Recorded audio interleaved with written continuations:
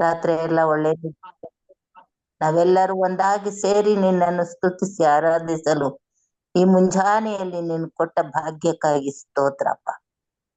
ಅಪ್ಪ, ನೀನು ಒಳ್ಳೆಯವನು ಸ್ವಾಮಿ, ಕನಿಕರವುಳ್ಳ ದೇವರು, ಪ್ರೀತಿಯುಳ್ಳ ದೇವರು, ನೀತಿಯುಳ್ಳ ದೇವರು, ಕರುಣಾಮಯಾದ ದೇವರು, ಸರ್ವಶಕ್ತನು, ಸರ್ವವ್ಯಾಪಿ, ಸರ್ವೋತ್ತಮನು, ಸರ್ವ ಸೃಷ್ಟಿಗೆ ಯಜಮಾನನಾಗಿದ್ದೀಯಲ್ಲಪ್ಪ.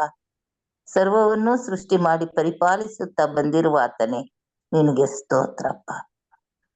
ವರ್ತಮಾನ ಭೂತ ಭವಿಷ್ಯತ್ ಕಾಲದ ದೇವರೇ, ನಿನಗೆ ಸ್ತೋತ್ರಪ್ಪ. ಅಪ್ಪ, ಈ ಸಭೆಯನ್ನು ಆಶೀರ್ವದಿಸು ಅಪ್ಪ. ಸಭಿಕರನ್ನು ಪ್ರತಿ ಒಬ್ಬೊಬ್ಬರನ್ನು ಹೆಸರಾಗಿ ನಿನ್ನ ದರ್ಶನ ಕೋರಲು ಬಂದಿರುವಾಗ ಯಾವ ಯಾವ ಉದ್ದೇಶದಲ್ಲಿ ನೀನು ಬಂದಿದ್ದಾರ ಸ್ವಾಮಿ, ಅವರವರ ಉದ್ದೇಶಕ್ಕೆ ನಿನ್ನ ಚಿತ್ತಕ್ಕೆ ಪ್ರಕಾರ ನೀನು ಅವರನ್ನು ಆಶೀರ್ವದಿಸಿ ಮತ್ತೆ ಮತ್ತೆ ನಾವು ಬಂದು ಸೇರಿಕೊಳ್ಳುವಂತೆ ಸಹಾಯ ನೀಡು ಕರ್ತನೆ. ನಿನಗೆ ಸ್ತೋತ್ರಪ್ಪ. ಅಪ್ಪ, ವಾಕ್ಯ ಹೇಳುವ ನಿನ್ನ ಮಕ್ಕಳು ನಿನ್ನ ಮಕ್ಕಳು ಯಾರಿದ್ದಾರ ಸ್ವಾಮಿ, ಅವರನ್ನು ಅಭಿಷೇಕಿಸು, ಆಶೀರ್ವದಿಸು. ಅವರ ಬಾಯಿಂದ ಬರುವ ಮಾತುಗಳು ನಿನ್ನ ಬಾಯಿಂದ ಬರುವ ಮಾತಾಗಿರಲಿ.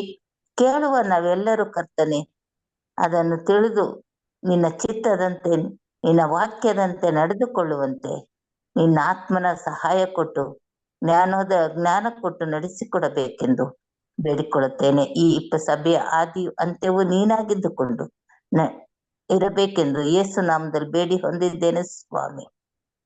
ಆಮೆನ್. ದೇವರ ಪರಿಶುದ್ಧವಾದ ನಾಮಕ್ಕೆ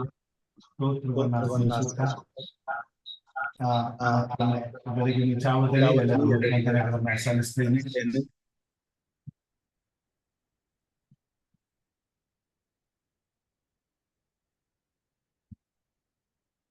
ಈ ಸಮಯದಲ್ಲಿ ಒಂದು ವಿಶೇಷ ಗೀತೆಯನ್ನ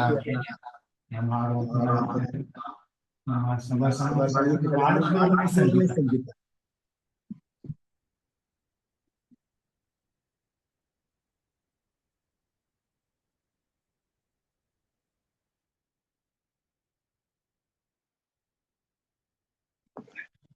ಯೇಸು ಪ್ರೀತಿಸುತ್ತಾನೆ.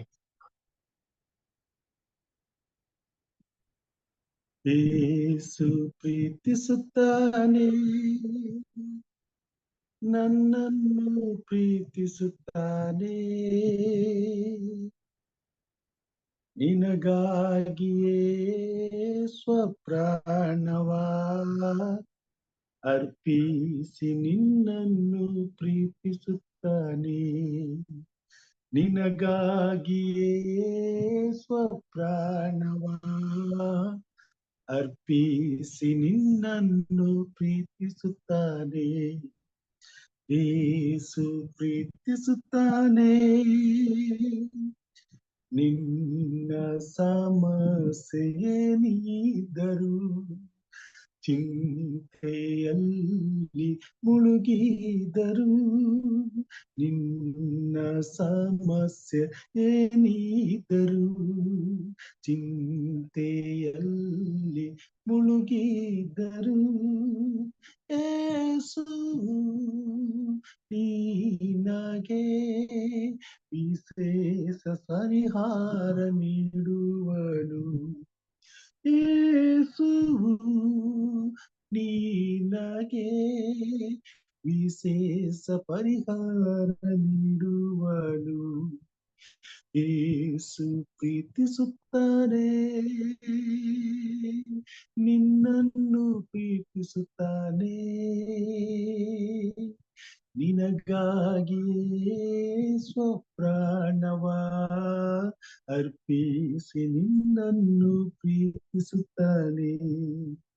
ನಿನ್ನಲ್ಲಿ ಅನೇಕ ಕಷ್ಟಗಳು, ಸಹಿಸಿಕೊಳ್ಳದ ದುಃಖಗಳು, ನಿನ್ನಲ್ಲಿ ಅನೇಕ ಕಷ್ಟಗಳು, ಸಹಿಸಿಕೊಳ್ಳದ ದುಃಖಗಳು, ಸ್ವಾಮಿಯು ನಿನಗೆ ಅಪಾರ ಸಹಾಯ ಮಾಡುವನು, ಸ್ವಾಮಿಯು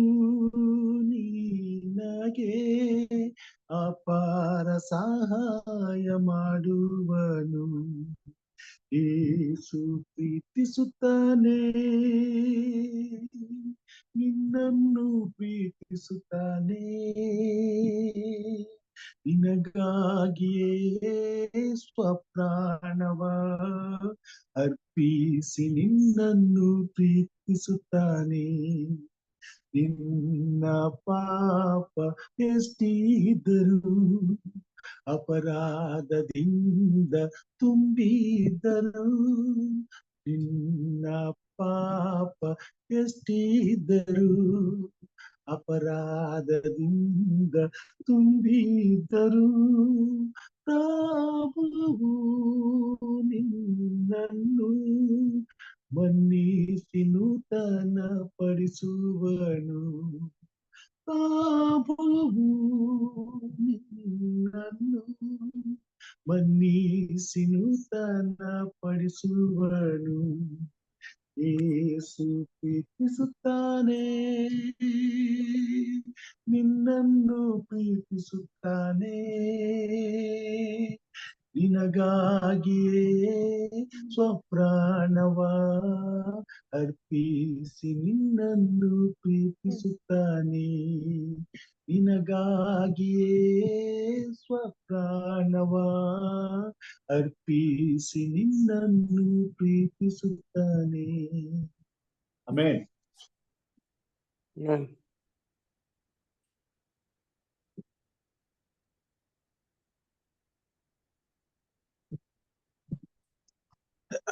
ದೇವರ ಪರಿಶುದ್ಧವಾದ ನಾಮಕ್ಕೆ ಕೋಟಿ ಕೋಟಿ ಸ್ತೋತ್ರಗಳನ್ನ ಸಲ್ಲಿಸುತ್ತಾ, ಮತ್ತೊಮ್ಮೆ ಈ ಬೆಳಗಿನ ಜಾವದಲ್ಲಿ ಕೂಡಿ ಬಂದಿರುವಂತಹ ದೇವ ಮಂದಿಗೆ, ದೇವರ ಸಭೆಗೆ ಪೂರ್ವಕವಾದಂತಹ ಸ್ವಾಗತವನ್ನ ಕೋರುವಂತನಾಗಿದ್ದೇನೆ. ಕರ್ತನು ನಮ್ಮನ್ನ ಅತ್ಯಧಿಕವಾಗಿ ಆಶೀರ್ವಾದ ಮಾಡಲಿ. ದೇವರ ಕೃಪೆ ನಮ್ಮ ಮೇಲೆ ಇರಲಿ.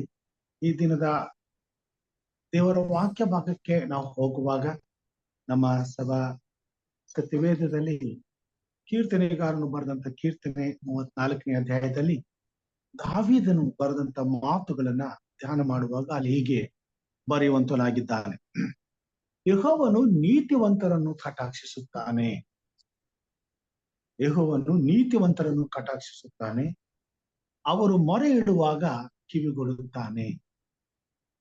ದೇವರು ತನ್ನ ಮಕ್ಕಳು, ತನ್ನ ಭಕ್ತರು ತನ್ನಲ್ಲಿ ಭಯಭಕ್ತಿಯುಳ್ಳವರಾಗಿ ಆತನ ನೀತಿಯನ್ನ ಅನುಸರಿಸುವವರಾಗಿ ಜೀವಿಸಬೇಕೆಂದು ಬಯಸುವಂತನಾಗಿದ್ದಾನೆ.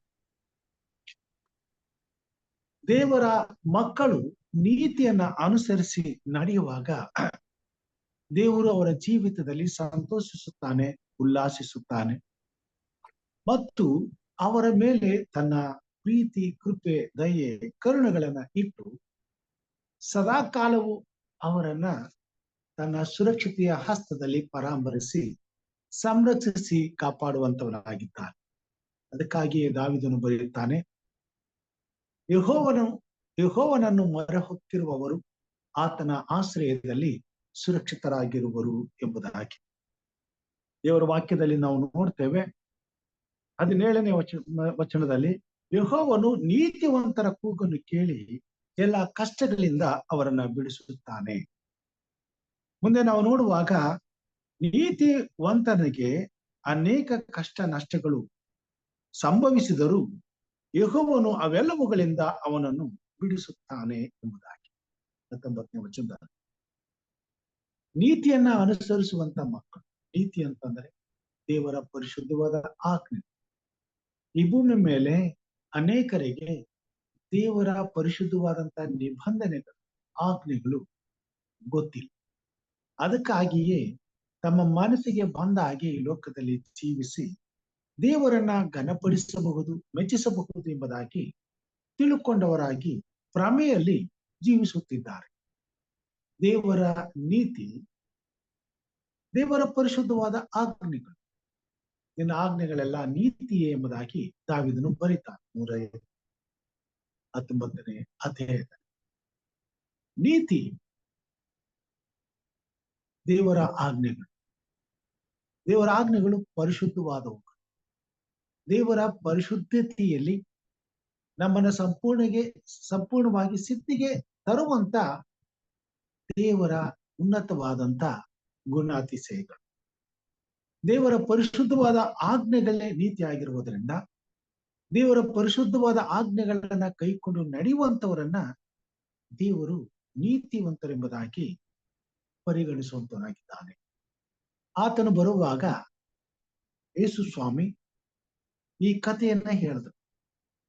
ನೀತಿವಂತರನ್ನು ಅನೀತಿವಂತರನ್ನು, ಆಡುಗಳನ್ನು ಕುರಿಗಳನ್ನು ಬೇರೆ ಬೇರೆ ಮಾಡುವ ಹಾಗೆ ಆತನು ಪ್ರತ್ಯೇಕ ಮಾಡ್ತಾನೆ.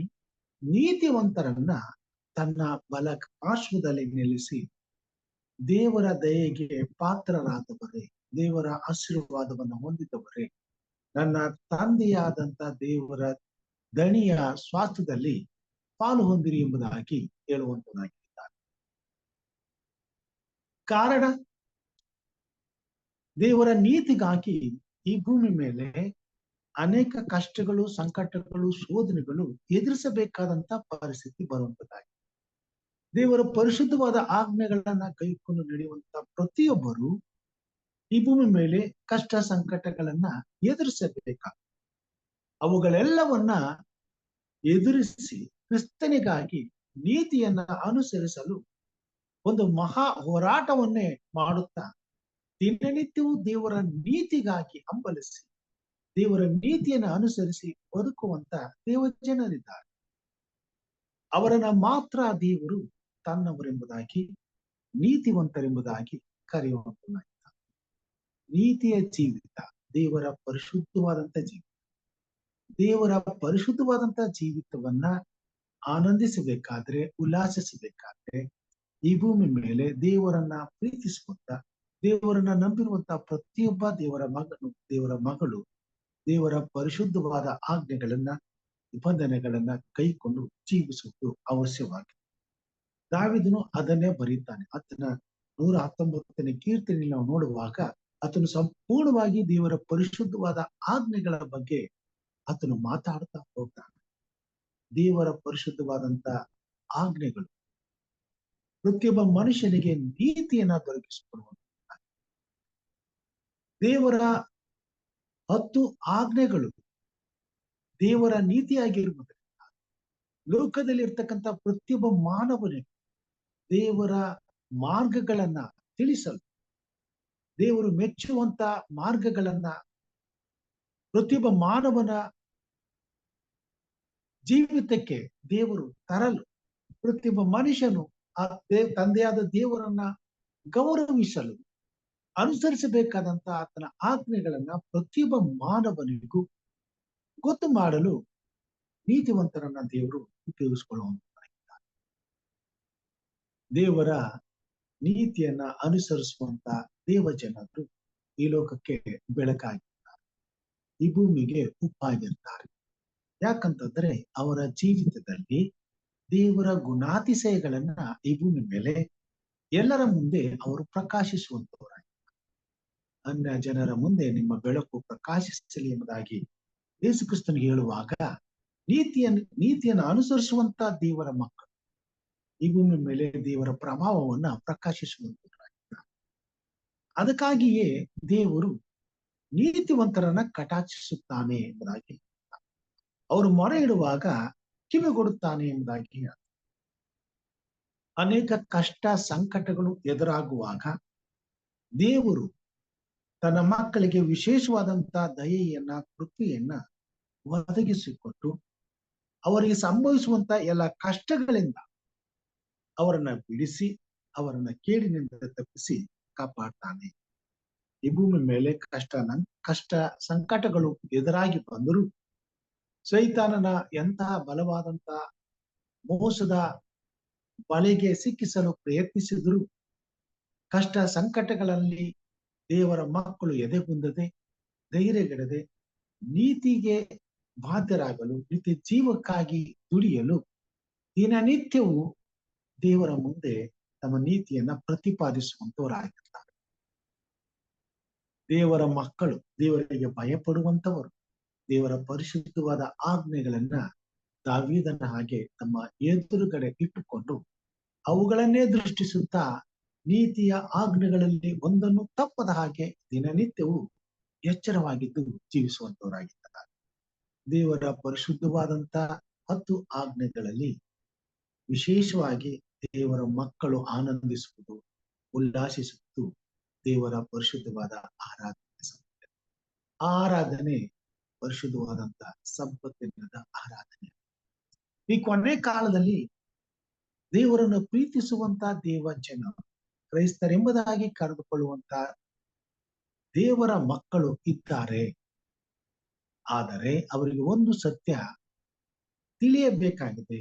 ಅದೇನೆಂಬುದಾಗಿ ಹೇಳುವಾಗ ದೇವರ 10 ಆಜ್ಞೆಗಳಲ್ಲಿ ವಿಶೇಷವಾದಂಥದ್ದು ಪರಿಶುದ್ಧವಾದಂತಹ ಸಂಪತ್ತಿನ ಆರಾಧನೆ. ಆ ಆರಾಧನೆಯನ್ನ ಸೈತಾನನು ಸಭೆಗೆ ಮೋಸಗೊಳಿಸಿ ಅನೇಕ ಸಭೆಗಳಲ್ಲಿರ್ತಕ್ಕಂಥ ದೇವ ಜನರನ್ನು ವಂಚಿಸಿದ್ದಾನೆ. ಈ ಕೊನೆ ಕಾಲದಲ್ಲಿ ಮೋಸದ ಬಲೆಗೆ ಸಿಕ್ಕಿ ಸೈತಾನನ ವಂಚನೆಗೊಳಗಾಗಿ ದೇವರ ಪರಿಶುದ್ಧವಾದ ಆರಾಧನೆಯನ್ನ ಕಳೆದುಕೊಂಡಿರುವಂತ ದೇವ ಜನರನ್ನ ದೇವರ ಪರಿಪೂರ್ಣವಾದ ನೀತಿಗೆ ಸಿದ್ಧಿಗೆ ತರುವುದಕ್ಕೋಸ್ಕರ ಇವತ್ತು ನೀತಿಯನ್ನ ಅನುಸರಿಸುವಂತ ದೇವ ಜನ, ಅಂದರೆ ಪರಿಶುದ್ಧವಾದ ಸಂಪತ್ತು ದಿನವನ್ನ ಕೈಕೊಂಡು ದೇವರ ಆಜ್ಞೆಗಳನ್ನ ನೆರವೇರಿಸುವಂತ ದೇವ ಜನಾಂಗ, ದೇವರ ಸಭೆ ಈ ಕೊನೆ ಕಾಲದಲ್ಲಿ ಅಂತಹ ದೇವರ ಸನ್ನಿಧಾನದಲ್ಲಿ, ದೇವರ ಪ್ರಸನ್ನತೆಯಲ್ಲಿ ದೇವರ ಆರಾಧನೆಯನ್ನ ಕಳೆದುಕೊಂಡಿರುವಂತ ಇತರ ಕ್ರೈಸ್ತಿಯ ಜೀವಿತದಲ್ಲಿರ್ತಕ್ಕಂಥ ದೇವರ ಮಕ್ಕಳನ್ನ 4 ದಿಕ್ಕುಗಳಿಂದ ದೇವರ ಸನ್ನಿಧಾನಕ್ಕೆ, ದೇವರ ಪ್ರಸನ್ನತೆಗೆ, ದೇವರು ಮೆಚ್ಚುವ ಒಪ್ಪುವ ಆರಾಧನೆಗೆ ಕರೆತರಬೇಕಾದಂತ ಅವಶ್ಯಕತೆ. ಅದಕ್ಕಾಗಿಯೇ ಈ ಕೊನೆ ಕಾಲದಲ್ಲಿ ದೇವರು ತನ್ನ ಮಕ್ಕಳಿಗೆ ಈ ಸತ್ಯವನ್ನ ತಿಳಿಸುವಂತ ಇದು ಅಷ್ಟು ಸುಲಭದ ಕೆಲಸವಲ್ಲ. ಸೈತಾನನು ವಿಶೇಷವಾಗಿ ಪರಿಶುದ್ಧವಾದ ಸಂಪತ್ತಿನ ಆರಾಧನೆಯಲ್ಲಿ ನಿರತರಾಗಿರ್ತಕ್ಕಂಥ ದೇವ ಜನರು ಈ ಸತ್ಯವನ್ನ ಈ ಕೊನೆ ಕಾಲದಲ್ಲಿ ತಿಳಿಯದೆ ದೇವರನ್ನು ಆರಾಧಿಸುತ್ತಿರುವಂತ, ಯೇಸು ಕ್ರಿಸ್ತನ ಮೇಲೆ ನಂಬಿಕೆ ಇಟ್ಟು ಆತನ ಬರೋಣಕ್ಕಾಗಿ ಎದುರು ನೋಡ್ತಿರುವಂತ ಇತರ ಎಲ್ಲಾ ಕ್ರೈಸ್ತರಿಗೂ ಈ ಪರಿಶುದ್ಧವಾದಂತಹ ಸಂಪತ್ತಿನ ಆರಾಧನೆಯನ್ನು ತಿಳಿಸುವಂತದ್ದು ಈ ಭೂಮಿ ಮೇಲೆ ಒಂದು ಮಹಾ ಹೋರಾಟವಾಗಿದೆ. ಈ ಆರಾಧನೆಯಿಂದಲೇ ಎಲ್ಲರನ್ನ ವಂಚಿಸಿ ದೇವರ ಬರೋಣದಲ್ಲಿ ಸಂಪೂರ್ಣವಾಗಿ ದೇವರ ಮುಂದೆ ಪಾಪಿಗಳನ್ನಾಗಿ ನಿಲ್ಲಿಸುವುದಕ್ಕೆ ಸೈತಾನನು ಮಾಡುವಂತಹ ಹುನ್ನಾರದಲ್ಲಿ ನಾವು ಈ ಒಂದು ಪ್ರಯತ್ನವನ್ನು ಮಾಡುವಾಗ, ಇಂಥ ಒಂದು ಪ್ರಯತ್ನದಲ್ಲಿ ನಾವು ದೇವ ಜನರಿಗೆ ಈ ಸತ್ಯವನ್ನ ತಿಳಿಸುವಾಗ, ಈ ಸತ್ಯವನ್ನು ಅರಿತಂತ ದೇವರ ಮಕ್ಕಳು ಈ ಸತ್ಯವನ್ನ ತಿಳಿದು ದೇವರನ್ನ ಸನ್ಮಾನಿಸಲು ಸಬ್ಬತ್ತಿನದ ಆರಾಧನೆಗೆ ಒಳಗಾಗುವಾಗ ಸೈತಾನನಿಗೆ ದೊಡ್ಡ ಸೋಲುಂಟಾಗುವಂತಾಗಿದೆ. ಇದನ್ನ ಸಹಿಸಲಾರದಂತ ಸೈತಾನನು ಹಗಲು ರಾತ್ರಿ ಸತ್ಯದ ಈ ಆರಾಧನೆಗೆ ಅಧೀನರಾಗಿದ್ದುಕೊಂಡು ದೇವರನ್ನ ಮೆಚ್ಚಿಸುವಂತ ದೇವರ ಮಕ್ಕಳ ಮೇಲೆ ನಿರಂತರವಾದ ಹೋರಾಟವನ್ನ ಮಾಡುತ್ತಿದ್ದಾರೆ. ಕೆಲವು ಸಮಯದಲ್ಲಿ ನಾವೇ ದೇವರ ಆರಾಧನೆಯಿಂದ ವಂಚಿಸಲ್ಪಡುವಂತ ಕೆಲಸವನ್ನ ಮಾಡ್ತೀವಿ. ಅಂದ್ರೆ ಕಷ್ಟಗಳನ್ನ, ಕಾಯಿಲೆಗಳನ್ನ, ಸಮಸ್ಯೆಗಳನ್ನ, ಚಿಂತೆಗಳನ್ನ, ದುಃಖಗಳನ್ನ ನಮ್ಮ ಜೀವಿತದಲ್ಲಿ ಬರಮಾಡಿ ನಾವು ದೇವರ ಆರಾಧನೆಯಿಂದ ತಪ್ಪಿಸಿಕೊಳ್ಳುವಂತೆ ಮತ್ತು ಅವುಗಳನ್ನ ಮರೆತು ಬಿಡುವಂತೆ, ಆ ವಿಷಯದಲ್ಲಿ ನಾವು ತಾತ್ಸಾರ ಮಾಡುವವರಾಗಿ ಬದುಕುವವರಂತೆ ನಮ್ಮನ್ನ ಇಕ್ಕಟ್ಟಿಗೆ ಸಿಕ್ಕಿಸುವಂತ ಪ್ರಯತ್ನವನ್ನ ಮಾಡಿ ಅನೇಕ ಸಾರಿ ಬಡತನ, ಕುಂದು ಕೊರತೆಗಳಿಂದ ದೇವರ ಆಲಯಕ್ಕೆ ಬರಲಿಕ್ಕಾಗದ ಹಾಗೆ ಬಂಧನಗಳನ್ನ ಹೇರುವಂತವನಾಗಿದ್ದಾರೆ. ಇವೆಲ್ಲವುಗಳ ಮಧ್ಯದಲ್ಲಿ ಇವೆಲ್ಲವುಗಳನ್ನ ದಾಟಿ ನಾವು ಸೃಷ್ಟಿಕರ್ತನಾದಂತ ದೇವರನ್ನ ಆ ಪರಿಶುದ್ಧವಾದ ದಿನದಲ್ಲಿ ಆತನನ್ನು ಆರಾಧಿಸಲು, ಆತನ ಸನ್ನಿಧಾನಕ್ಕೆ ಬರುವಂತದೇ ಒಂದು ದೊಡ್ಡ ಹೋರಾಟವನ್ನಾಗಿ ಇವೆಲ್ಲವುಗಳಲ್ಲಿ ದೇವರು ನಮ್ಮ ಜೊತೆಯಲ್ಲಿದ್ದು ತಾನೇ ನಮಗೆ ವಿಶೇಷವಾದ ಕೃಪೆಯನ್ನು ಕೊಟ್ಟು ಸೈತಾನನ ಈ ಕುಯುಕ್ತಿಗಳಿಂದ ನಮ್ಮನ್ನ ತಪ್ಪಿಸಿ ಆತನ ಸನ್ನಿಧಾನಕ್ಕೆ ಬಂದು ಆತನನ್ನ ಆರಾಧನೆ ಮಾಡುವಂತ ಸಮಯದಲ್ಲಿ ನಾವು ಒಂದು ದೊಡ್ಡ ಜಯವನ್ನೇ ಸಾಧಿಸುವಂತವರಾಗಿದ್ದೇವೆ. ಆದುದರಿಂದಲೇ ಈ ಕೊನೆ ಕಾಲದಲ್ಲಿ ದೇವರ ಪರಿಶುದ್ಧವಾದ ಸಂಪತ್ತಿನದ ಆರಾಧನೆಯಲ್ಲಿ ದೇವರನ್ನ ಆರಾಧಿಸಲು ಬರುವಂತ ದೇವ ಜನರು ಬಹಳ ಬಹಳ ಕಡಿಮೆ ಪ್ರಮಾಣದಲ್ಲಿದ್ದಾರೆ. ಯಾಕಂದ್ರೆ ಪ್ರತಿಯೊಬ್ಬರು ಈ ಹೋರಾಟದಲ್ಲಿದ್ದಾರೆ. ಅನೇಕರು ಜಯಶಾಲಿಗಳಾಗ್ತಾರೆ, ಅನೇಕರು ಸೋತು ಹೋಗ್ತಾರೆ. ಆದುದರಿಂದ ಈ ಕೊನೆ ಕಾಲದಲ್ಲಿ ದೇವರ ಮಕ್ಕಳು ಈ ಪರಿಶುದ್ಧವಾದ ಪರಿಪೂರ್ಣವಾದ ನೀತಿಯನ್ನ ಅನುಸರಿಸಿ ದೇವರ ಪರಿಶುದ್ಧವಾದ ಎಲ್ಲ ಆಜ್ಞೆಗಳನ್ನ ಕೈಕೊಂಡು ದೇವರನ್ನ ಘನಪಡಿಸಬೇಕಾದರೆ ವಿಶೇಷವಾಗಿ ದೇವರ ಕಾಪಾಡುವಿಕೆ ಬಹಳ ಅತ್ಯಗತ್ಯವಾಗಿದೆ. ದೇವರು ತನ್ನ ಭಕ್ತರ ಜೊತೆಯಲ್ಲಿ ತಾನಿದ್ದುಕೊಂಡು ಸೈತಾನನನ್ನ ಎದುರಿಸದೆ ಹೋದರೆ, ಸೈತಾನನನ್ನ ಕಟ್ಟು ಹಾಕದೆ ಹೋದರೆ, ಸೈತಾನನನ್ನ ಬಂಧಿಸದೆ ಹೋದರೆ ದೇವರ ಮಕ್ಕಳು ಈ ಪರಿಶುದ್ಧವಾದ ಸಂಪತ್ತಿನದಲ್ಲಿ ದೇವರನ್ನ ಆರಾಧನೆ ಮಾಡುವುದು, ಘನಪಡಿಸುವುದು ಬಹಳ ಬಹಳ ಕಷ್ಟಕರವಾದಂತಹ ಸಂಗತಿ. ಮುಂದಿನ ದಿನಮಾನಗಳಲ್ಲಿ ಇದಕ್ಕಾಗಿ ಒಂದು ದೊಡ್ಡ ಹೋರಾಟವೇ ನಡೆಯುವಂತದ್ದಾಗಿರುತ್ತದೆ. ಈ ಪರಿಶುದ್ಧವಾದ ಸಬ್ಬತ್ತಿನದ ಆರಾಧನೆಯಲ್ಲಿ ಸೇರಿ ಬರುವಂತಹ ದೇವರ ಮಕ್ಕಳಿಗೆ ಅದರ ಅನುಭವವಾಗ್ತದೆ. ಆದರೆ ಅದಕ್ಕೆ ಮೊದಲು ದೇವ ಜನರು ಈ ಸತ್ಯವನ್ನ ಅರಿಯುವರಾಗಿರುವುದರಿಂದ ಅರಿತಂತ ಮಕ್ಕಳ ಜೊತೆಯಲ್ಲಿ ದೇವರು ಅದರ ಪ್ರಾಮುಖ್ಯತೆಯನ್ನ ನಮ್ಮ ಮಧ್ಯದಲ್ಲಿ ಎತ್ತಿ ಹಿಡಿಯುವಂತದ್ದಾಗಿದ್ದಾರೆ. ನಮ್ಮ ಜೀವಿತದಲ್ಲಿ ಈ ಪರಿಶುದ್ಧವಾದ ಆರಾಧನೆಯನ್ನ ಅದರ ಗಂಭೀರವಾದಂತ ಬೆಲೆಯನ್ನ ನಾವು ತಿಳಿದವರಾದರೆ ಈ ಭೂಮಿ ಮೇಲೆ ನಮ್ಮ ಜೀವಿತದಲ್ಲಿ ಎಲ್ಲದಕ್ಕಿಂತ ಪ್ರಾಮುಖ್ಯವಾದಂತ ಸ್ಥಾನವನ್ನ ದೇವರ ಸಬ್ಬತ್ತಿನದ ಆರಾಧನೆಗೆ ಕೊಡುವಂತಾಗಿದೆ. ಅದನ್ನೇ ದಾವೀದನು ಬರೀತಾನೆ, ಯೆಹೋವನ ಆಲಯದಲ್ಲಿ ಕಳೆದ ಒಂದು ದಿನವು ಇತರ 1000 ದಿನಗಳಿಗಿಂತ ಶ್ರೇಷ್ಠವಾಗಿದೆ ಎಂಬುದಾಗಿ. ಯೆಹೋವನ ಆಲಯಕ್ಕೆ ಬಾ ಎಂದು ಕರೆದಾಗ ನನಗೆ ಎಷ್ಟು ಸಂತೋಷವಾಗುತ್ತಿತ್ತು ಎಂಬುದಾಗಿ. ದೇವರನ್ನ ಪ್ರೀತಿಸುವಂತ ದೇವ ಜನರು ಈ ಭೂಮಿ ಮೇಲೆ ದೇವರ ಆರಾಧನೆಯಲ್ಲಿ ಪಾಲು ಹೊಂದುವುದಕ್ಕೆ ಹರ್ಷಿಸುವಂತವರಾಗ್ತಾರೆ, ಉಲ್ಲಾಸಿಸುವಂತವರಾಗ್ತಾರೆ. ಮತ್ತು ಯಾವುದೇ ಸಮಸ್ಯೆಗಳಿದ್ದರೂ, ಕಷ್ಟಗಳಿದ್ದರೂ, ತೊಂದರೆಗಳಿದ್ದರೂ ಪರಿಶುದ್ಧವಾದ ಸಬ್ಬತ್ತಿನದ ಆರಾಧನೆಯಲ್ಲಿ ದೇವರ ಸಭೆಯಲ್ಲಿ ದೇವ ಸಮ್ಮುಖದಲ್ಲಿ ಬಂದು ಸೇರಿ ಆತನನ್ನ ಸ್ತುತಿಸುವುದಕ್ಕೆ ಹಂಬಲಿಸುತ್ತಾ ಆತುರದಿಂದ ದೇವರ ಸನ್ನಿಧಾನಕ್ಕೆ ಬರುವಂತವರಾಗಿದ್ದಾರೆ. ಪ್ರಿಯ ಸಹೋದರ ಸಹೋದರರೇ, ಈ ಬೆಳಗಿನ ಜಾವದಲ್ಲಿ ದಾವೀದನು ಬರುತ್ತಾನೆ, ಯೆಹೋವನು ನೀತಿವಂತರನ್ನು ಕಟಾಕ್ಷಿಸುತ್ತಾನೆ. ದೇವರ 10 ಆಜ್ಞೆಗಳಲ್ಲಿ ಒಂದನ್ನು ಮೀರಿದ್ರೂ ಸಹ ಆ ನೀತಿಯ ಜೀವಿತವನ್ನು ನಾವು ಕಲ್ತ್ಕೊಳ್ತೇವೆ. ಈ ಭೂಮಿ ಮೇಲೆ ಎಷ್ಟೋ ಕ್ರೈಸ್ತ ಭಕ್ತರು ಎಲ್ಲಾ ಆಜ್ಞೆಗಳಲ್ಲಿಯೂ ಭಯಭಕ್ತಿಗಳವರಾಗಿದ್ದರು, ಪರಿಶುದ್ಧವಾದ ಸಂಪತ್ತಿನದ 4ನೇ ಆಜ್ಞೆಯನ್ನ ಅವರು ತಿಳಿಯದವರಾಗಿದ್ದಾರೆ. ಈ ಕಾರಣದಿಂದ ಅವರು ದೇವರ ಪರಿಶುದ್ಧವಾದ ಆರಾಧನೆಯನ್ನು ಕಳುತ್ತಾರೆ. ಹೀಗಾಗಿ ಅವರು 10 ಆಜ್ಞೆಗಳಲ್ಲಿ 1 ಆಜ್ಞೆಗಳನ್ನ ಅವರು ತೊರೆದವರಾಗಿದ್ದಾರೆ.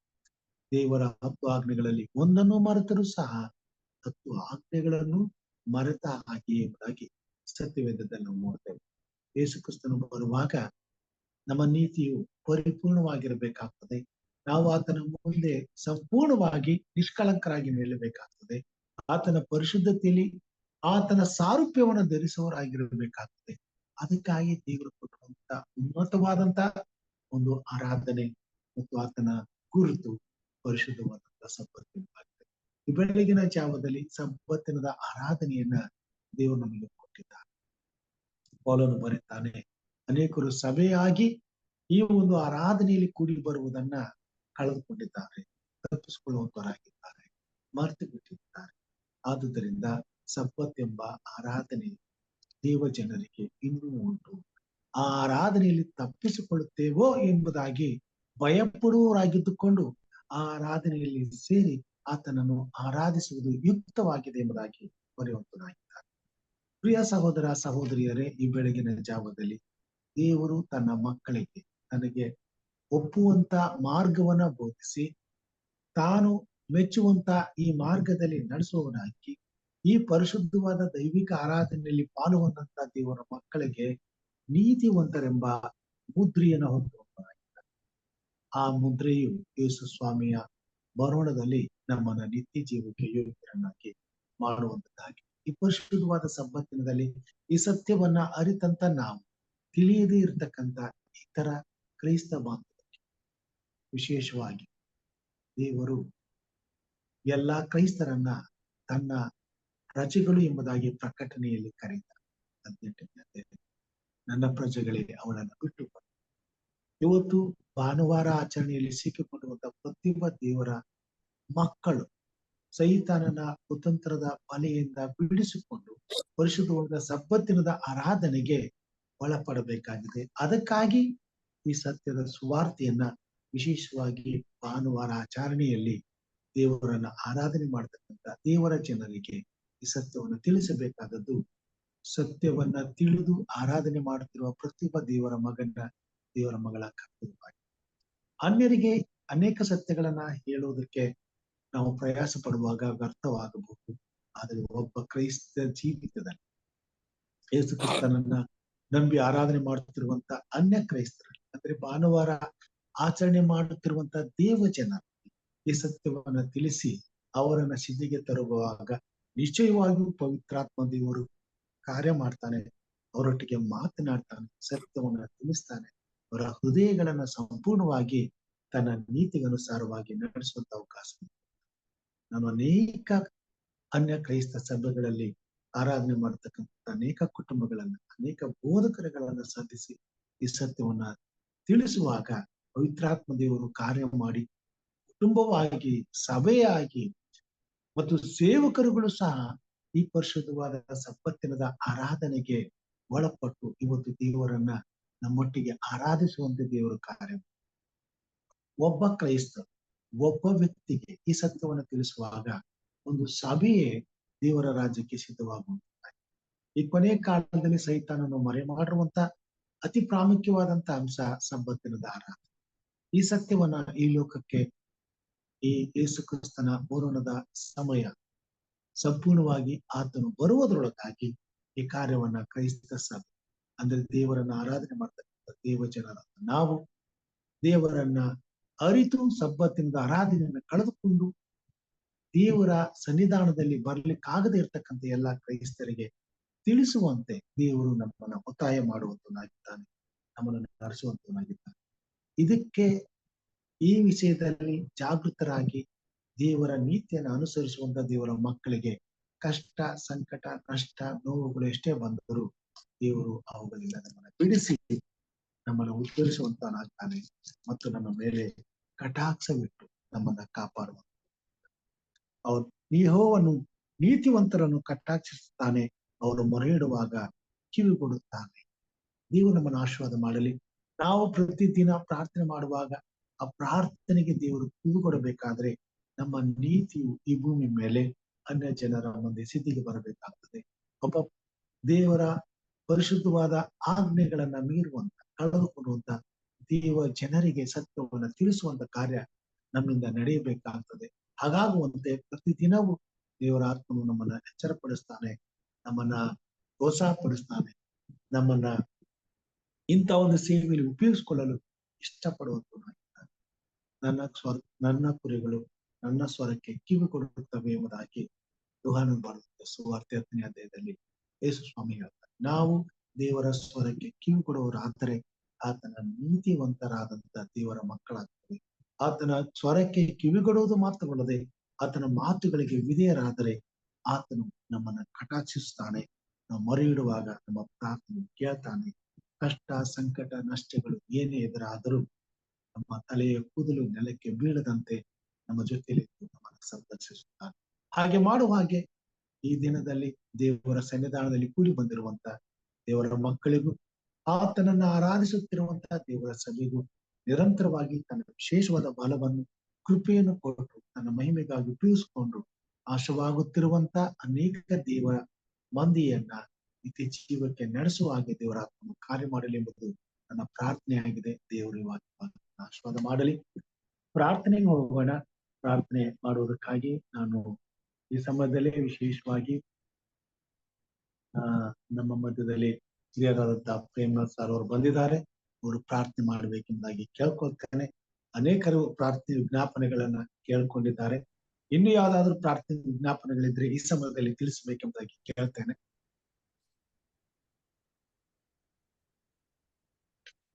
ಪ್ರಾರ್ಥಿಸಬೇಕಾದಂತಹ ವಿಷಯ ನಮ್ಮ ದಿನನಿತ್ಯದ ಪ್ರಾರ್ಥನೆ ಕೋರಿಕೆಯಲ್ಲಿ ವಿಶೇಷವಾಗಿ ಸಹೋದರ ಮುನೀಶ್ ಅವ್ರಿಗೋಸ್ಕರ ಪ್ರಾರ್ಥಿಸಬೇಕೆಂಬುದಾಗಿ ಕೇಳ್ಕೊಳ್ತೇನೆ. ಹಾಗೂ ಮುನೀಶ್ ಮಾಲೂರ್ ಅವ್ರಿಗೋಸ್ಕರ, ಅವ್ರ ಕುಟುಂಬಕ್ಕೋಸ್ಕರ ಪ್ರಾರ್ಥನೆ ಮಾಡ್ರಿ. ಮತ್ತು ನಿರ್ಮಲಾ ಫ್ರಾನ್ಸಿಸ್ ಅವ್ರಿಗೋಸ್ಕರ ಪ್ರಾರ್ಥನೆ ಮಾಡ್ರಿ. ಜೊತೆಗೆ ಜಯರಾಮ್ ಮತ್ತು ವೆಂಕಟೇಶ್ ಅವ್ರಿಗೋಸ್ಕರ ಪ್ರಾರ್ಥನೆ ಮಾಡಬೇಕೆಂದ ಕೇಳ್ಕೊಳ್ತೇನೆ. ಸೊ ರವಿ ಬಳ್ಳಾರಿ ಅವ್ರಿಗೋಸ್ಕರ ಪ್ರಾರ್ಥನೆ ಮಾಡಬೇಕೆಂದ ಕೇಳ್ಕೊಳ್ತೇನೆ. ಜಶಂತ್ ಆ ಮಗು ಅಸ್ವಸ್ಥರಾಗಿದ್ದಾರೆ, ಅವ್ರಿಗೋಸ್ಕರ ಪ್ರಾರ್ಥನೆ ಮಾಡಬೇಕೆಂದ ಕೇಳ್ಕೊಳ್ತೇನೆ. ರಾಜೇಶ್ವರಿ ಅಮ್ಮ ಅವರ ಕುಟುಂಬದಲ್ಲಿ ಅವ್ರ ಮೊಮ್ಮಕ್ಕಳೆಲ್ಲರೂ ಅಸ್ವಸ್ಥರಾಗಿದ್ದಾರೆ, ಅವ್ರಿಗೋಸ್ಕರ ಪ್ರಾರ್ಥನೆ ಮಾಡಬೇಕೆಂದ ಕೇಳ್ಕೊಳ್ತೇನೆ. ಹಾಗೂ ಈ ದಿನ ದೇವರ ಆರಾಧನೆಯಲ್ಲಿ ಸೇರಿ ಬರುವಂತ ದೇವರ ಸಭೆಗಾಗಿ ಪ್ರಾರ್ಥಿಸಬೇಕೆಂದಾಗಿ ಕೇಳ್ಕೊಳ್ತೇನೆ. ಹಿರಿಯರಾದಂತ ಪ್ರೇಮ.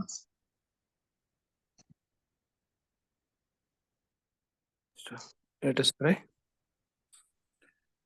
Our gracious Heavenly Father, we thank you, my Lord, for adding the more Sabbath in our lives, my Lord. Lord, we thank you for being with us throughout the night, helping us to have a good night's sleep, my Lord, and awakening us early in the morning to come to your feet, my Lord, to hear your voice and to hear your words to your servants.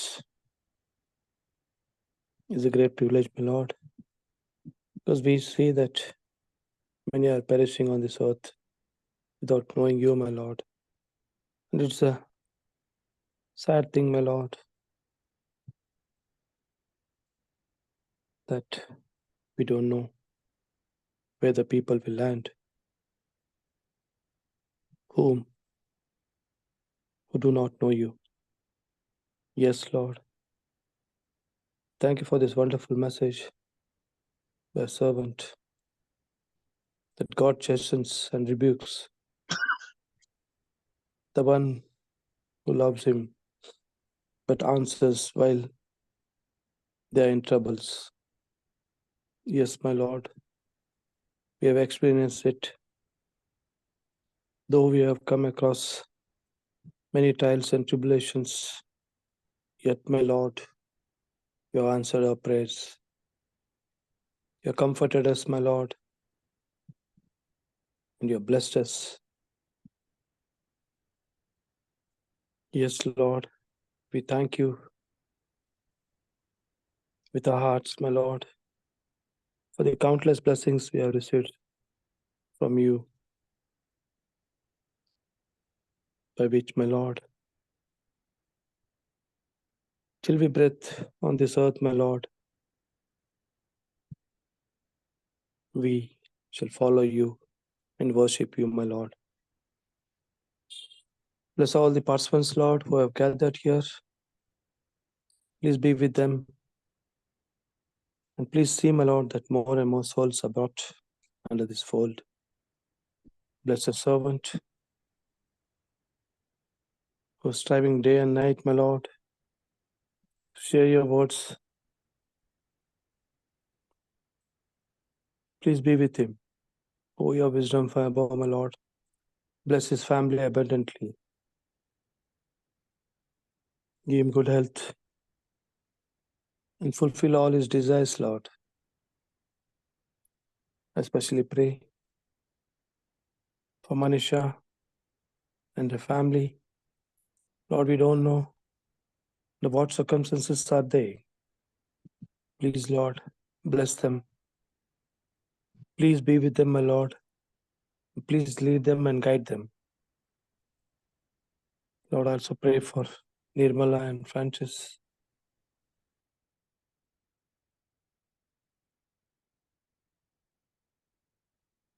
Their desires, my Lord. Please guide them and lead them, my Lord, as they have requested, my Lord, to pray for their families and for themselves. As we have seen the scriptures, my Lord, that whoever comes to you, you will definitely answer their prayer. So, Lord, please see that the prayers of these people are answered, my Lord, especially Jairam and Venkatesh, Ravi Ballari, Jashint, Rajeshwari, and her grandchildren. I just heard that they're not putting well. Lord, please Place your mighty hands on the children's, my Lord, and please see that